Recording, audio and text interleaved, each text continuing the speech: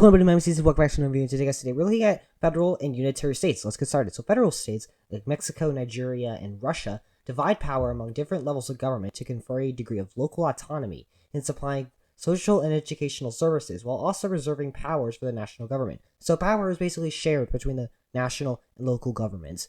Unitary states like China, Iran, and the United Kingdom concentrate power at the national level with more uniform policies and potentially more efficient policy making. Let's look at our countries more specifically, starting with our unitary ones. In Iran, power is centralized to the president, more importantly, the supreme leader. In China, the power is in the hands of the Communist Party, which controls literally everything. But China is so huge that some local areas are given autonomy in various economic ways. In the United Kingdom, power is in the hands of the parliament, who also chooses the prime minister. However, in recent years, devolution, which is the process of power from a higher to lower level, has been more common to the four main regions of the state, particularly Scotland, as they have been requesting autonomy. This reflects the state's response to internal factors because of ethnic cleavages.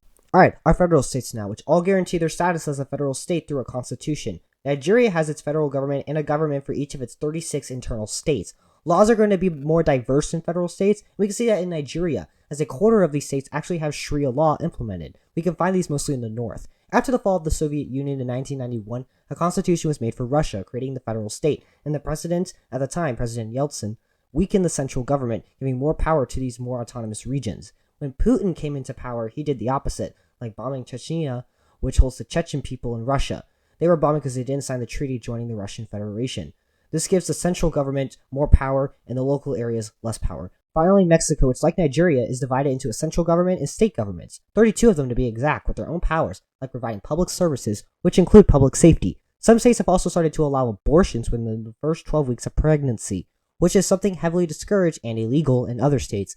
So we can see in our unitary states that power is more centralized to the federal government. Laws can be implemented more quickly as there's less to go through. But minority groups in local areas are less addressed as they don't represent that much of the country. In our federal states, power is shared between the federal and local governments, which is oftentimes states with their own governments. These local governments provide public services and sometimes have their own laws, policies, courts, and political office holders. In here, devolution and local level corruption is more likely to occur. But minority and local representation is far more likely to occur. This can oftentimes be the cause for devolution and shifts in centralization in power. And that is the end of this quick video. Please like and subscribe. It's free. It really does help me out and you can change your mind later on. In the link in the description down below, I have a Google Doc that can help you for AP Comparative Government with practice problems and information. It's very, very cool. I'll see you guys in the next video, which I have more of. Adios.